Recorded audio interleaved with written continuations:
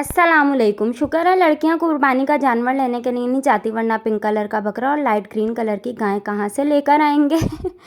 शलवार कमीज सफ़ेद हो या काली, ईद की नमाज के बाद सब ने ट्राउज़र शर्ट पहनकर सो जाना है। सोच रहा हूँ अगली ईद पर नया सूट खरीदने के बजाय नया बिस्तर खरीदूँ। समझ नहीं आ रही खुशी ईद की है या 3 दिन लाइट ना जाने की।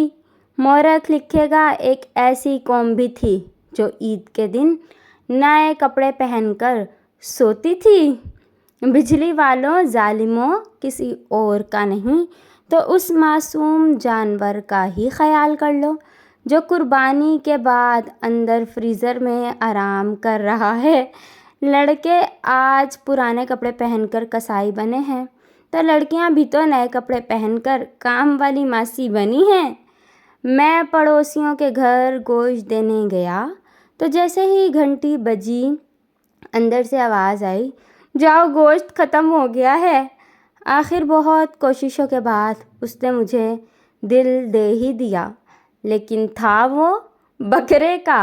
देखने में आया है कुछ इंजीनियर भी बकरा ईद पर कसाई बनकर घूम रहे होते हैं। हकीकत इस ईद पर अपना नहीं तो अपने बकरे का ही दिल दे देना। फ्रेंड्स, अगर फ़नी जोक्स बकरा ईद के मुतालिक अच्छे लगे तो मेरे चैनल को सब्सक्राइब करें, बेल आइकन को प्रेस करें ताकि आने वाली हर नई वीडियो के नोटिफिकेशन आपको मिलते रहें। मिलते हैं एक नेक्स्ट वीडियो में। अल्लाह हाफिज़।